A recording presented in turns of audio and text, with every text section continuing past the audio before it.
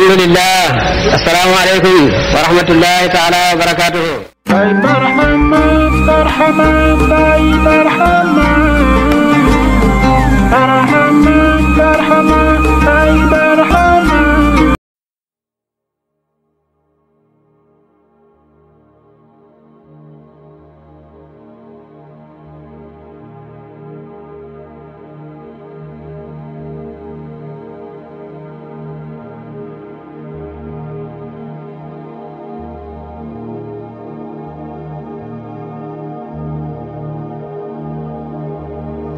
أعوذ بالله من الشيطان الرجيم. بسم الله الرحمن الرحيم. صلاة والسلام في تسارف الأواني من زوات ذات تطرى نحو تاها ما كفاني ثم آل وسهاب سارموا وصل القواني. السلام عليكم ورحمة الله. Chers frères et sœurs en Allah, nous sommes là pour vous présenter une toute nouvelle émission Tijaniya qui aura lieu tous les mardis dans votre chaîne Barhamou TV. Celle-ci parlera de Cheikh Ahmed Tijan, de sa vie, mais aussi de la tariqa Tijaniya.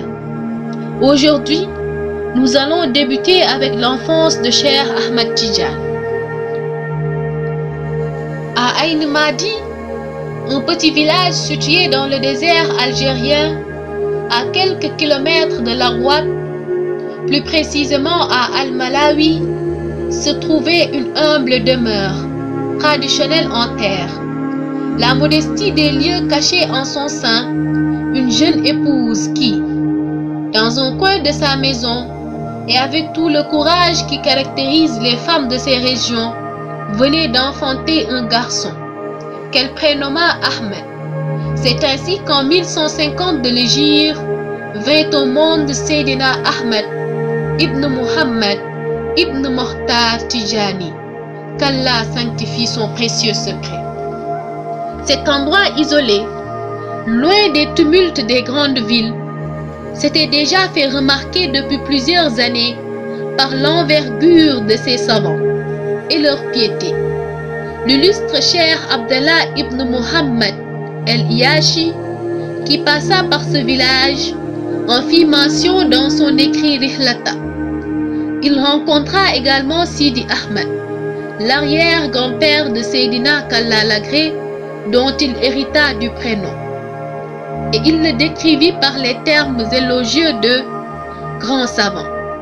Le père de Seydina qu'Allah l'agrée, Sidi Muhammad ibn Mokhtar, était un savant scrupuleux, aimé et respecté, enraciné dans la sunna. C'était un évocateur et un enseignant dans les domaines de l'exégèse et du hadith. Il appelait et exhortait les gens au bien, en les incitant à l'application de la sunna et en combattant toute innovation sans craindre pour Allah le tort de quiconque. Il lui arrivait de recevoir la visite d'entités spirituelles rouhani qui lui proposaient de répondre à ses besoins. Il refusait leurs propositions et les rejetait en leur disant: laissez-moi donc avec Allah. Je ne désire aucune autre attache que la sienne. Je n'ai nullement besoin de vous. Et il le laissait. Il était fermement attaché à Allah et possédait dans sa demeure une pièce réservée à l'évocation. Il était lui-même issu d'une branche comptant de nombreux savants et saints accomplis. Nous pouvons à titre d'exemple citer le Trisaïl de Seydina qu'Allah l'agrée, Sidi Muhammad, qui fut le premier à se rendre et à s'installer à Aïn Madi, où il se maria avec une femme de la tribu des Banu Tujin. Il fut lui aussi un grand savant et possédait dans sa demeure une pièce lui servant de lieu de retraite spirituelle dans laquelle personne d'autre que lui n'avait le droit d'entrer.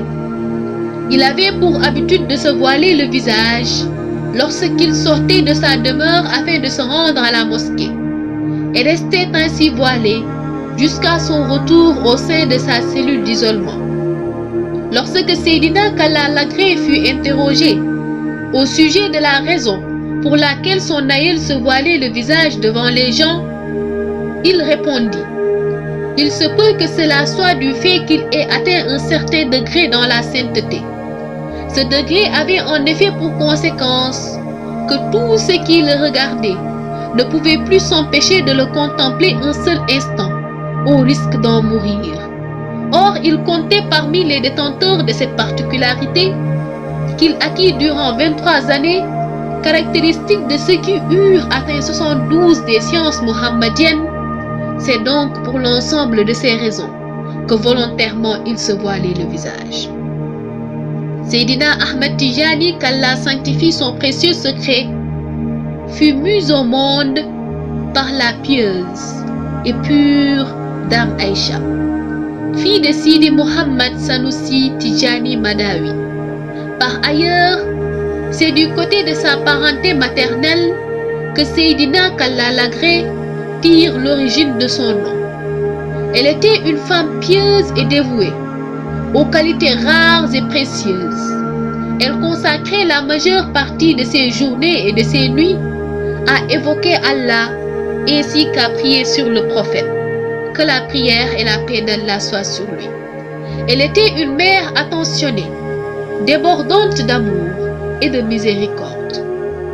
Elle eut également plusieurs autres enfants, filles et garçons, qui moururent en bas âge. Elle accueillit ses épreuves avec résignation et foi en la récompense divine. Ainsi, parmi ses enfants, seuls survécurent une fille nommée Ruqaya, puis Seydina qu'Allah sanctifie son précieux secret, et enfin un garçon du nom de Mohammed, mais qui reçut le surnom d'Ibn Omar, car celui-ci était versé dans le domaine de la science et du Coran. Seydina Ahmed Tijani, qu'Allah sanctifie son précieux secret, était d'ascendance chérifienne, c'est-à-dire que sa généalogie remontait jusqu'au bien-aimé prophète. Que la prière et la paix d'Allah soient sur lui.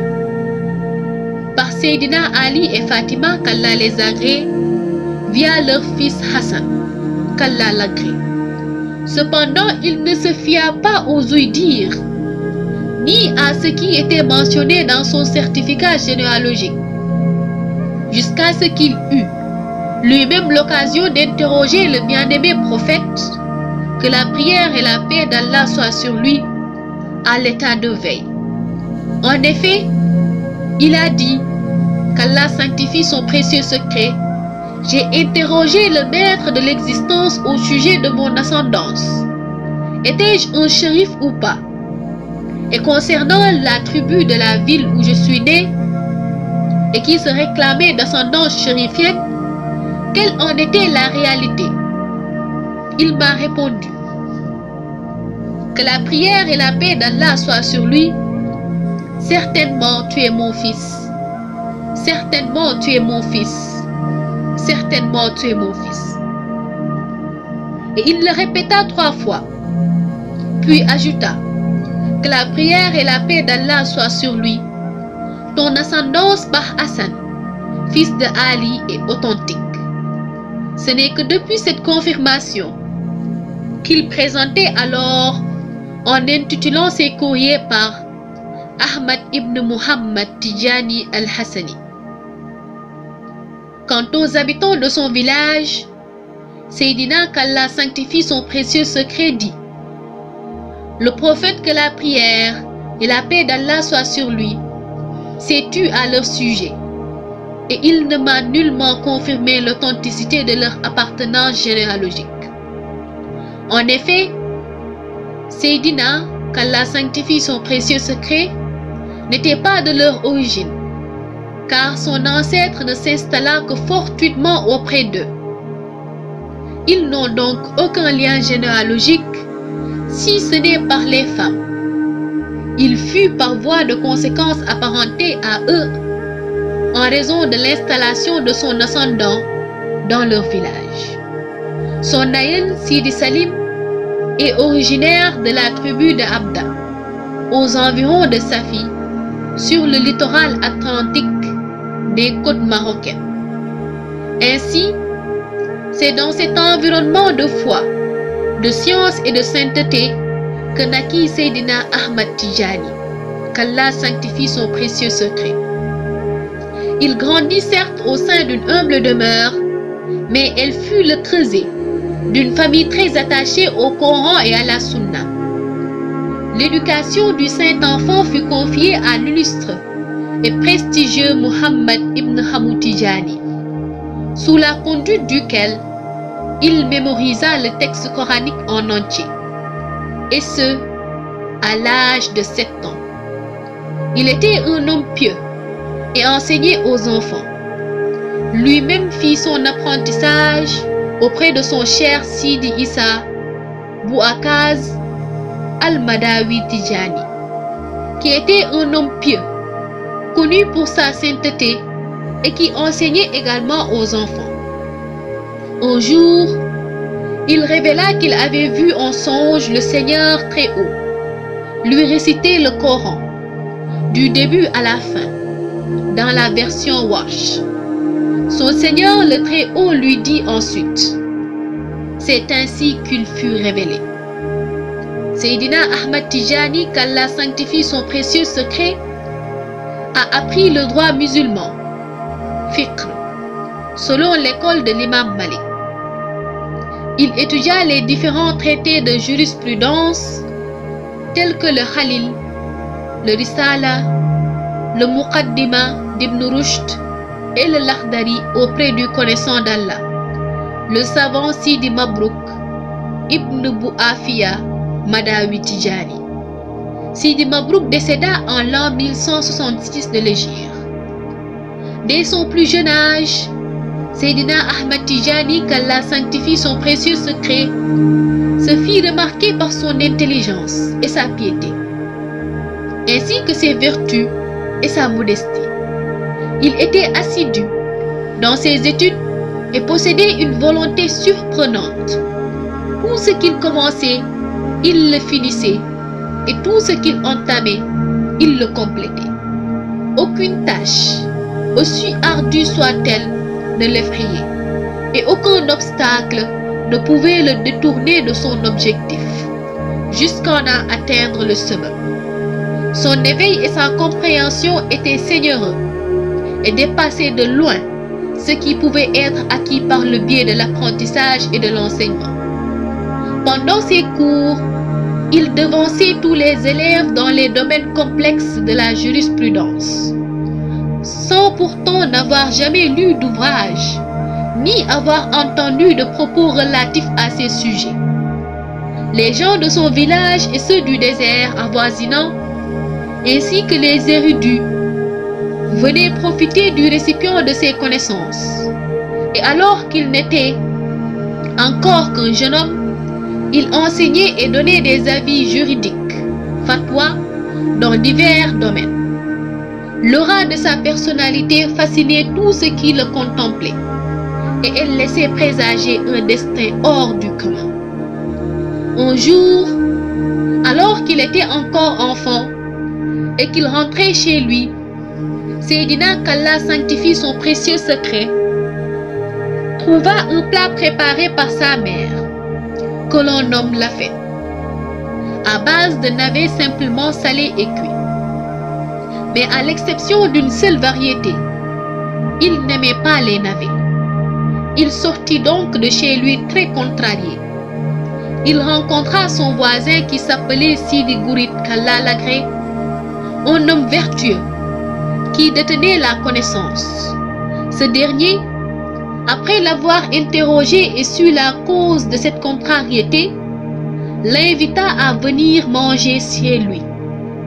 En entrant dans sa demeure, il dit à son épouse: « Nous avons un grand invité de marque. Prépare du harfis. » Et il s'agissait là d'un mets réservé aux grandes occasions à Aïn Madi. Elle le prépara, mais fut intriguée par l'identité de ce mystérieux invité de marque. Elle regarda discrètement afin de voir ce fameux personnage, mais n'aperçut que le jeune voisin, Sidi Ahmed Tijani, qu'Allah sanctifie son précieux secret. Elle s'exclama alors: Quoi? C'est le petit Ahmed, ton invité de marque? Il lui répondit: Tais-toi donc, tu ignores l'ampleur de son destin. Une autre fois, durant son enfance, tandis qu'il sortait de ses cours, il aperçut qu'Allah sanctifie son précieux secret, une immense lumière jaillir de devant lui, et qui s'étendait jusqu'au ciel. Le prophète, que la prière et la paix d'Allah soient sur lui, apparut soudainement devant lui et l'encouragea en ces termes: Continue, car tu es dans la vérité. Il fut si terrifié qu'il partit se réfugier au sein de la demeure de sa tante maternelle, qui se trouvait être juste à côté. Elle le couvrit et le réconfortant, tout en lui préparant du pain. Elle s'appelait Djurkhum. Seydina, qu'Allah sanctifie son précieux secret, l'aimait intensément et la considérait comme une mère. Il révéla plus tard à son sujet qu'elle était une sainte et que toutes les demandes étant accomplies auprès de sa tombe, en bien ou en mal, se voyaient immanquablement exaucées. Cela au point où il devint nécessaire de cacher l'endroit de sa sépulture au commun des gens. Jusqu'à aujourd'hui, ce lieu est inconnu de tous à Aïn Madi. Il arrivait souvent à ce jeune enfant de voir en rêve le tracé de son destin.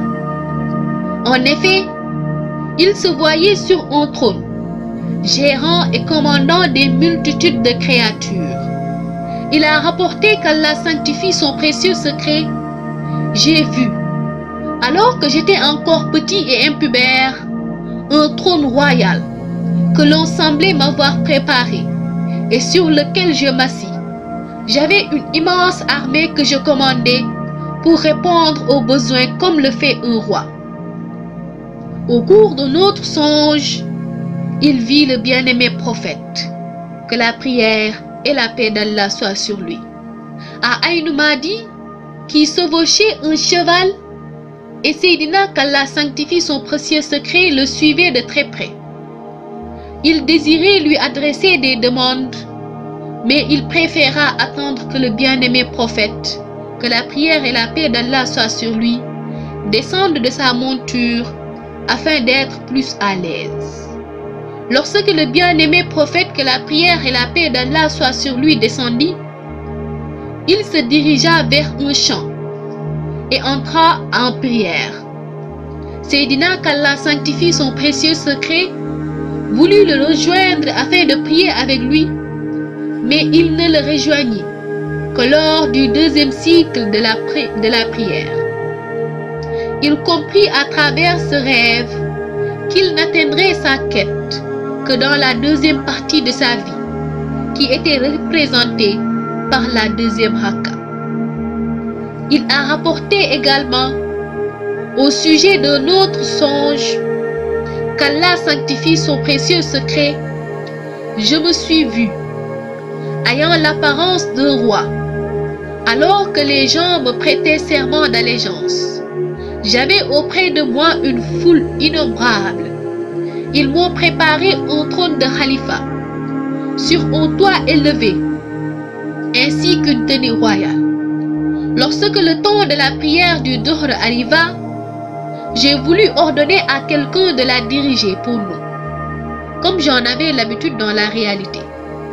Puis j'ai réfléchi et me suis dit: c'est le calife qui doit diriger la prière. Je me suis avancé et j'ai dirigé la prière jusqu'à son terme.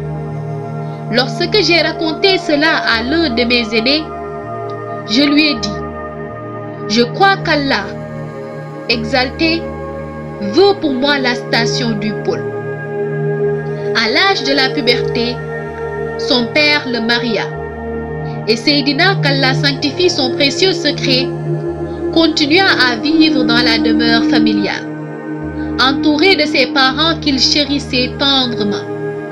Toutefois, un événement tragique allait lier le destin de Cheikh Ahmed Tidiane, qu'Allah sanctifie son précieux secret, avec celui du saint prophète, que la prière et la paix d'Allah soient sur lui. En l'an 1166 de l'Hégire, alors qu'il n'avait que 16 ans, son père et sa mère décédèrent le même jour, à la suite d'une épidémie de peste, le laissant ainsi orphelin. Ce fut sa tante maternelle qui le recueillit. Malgré la douleur de la séparation, cette épreuve n'entacha pas son moral. Il poursuivit ses études au sein de son village avec toujours plus de détermination. D'ailleurs, après 1 an de mariage, il libéra son épouse du lien conjugal. Il était en effet tellement absorbé par la recherche du savoir qu'il ne pouvait lui accorder toute l'attention qu'il estimait nécessaire à son égard. Il considérait qu'Allah sanctifie son précieux secret, que sa priorité était d'atteindre la véritable crainte d'Allah, conformément à la parole du Très-Haut. Parmi ses serviteurs, seuls les savants craignent Allah. Sourate 35, le Créateur, verset 28. Ainsi, nous arrivons à la fin de cette première partie. Veuillez aimer la vidéo et n'oubliez surtout pas de vous abonner à la chaîne. Comme vous pouvez aussi aller visiter notre page Facebook, Instagram et même notre site www.barhamou.com. Merci de nous avoir suivis. Assalamu alaikum wa rahmatullah.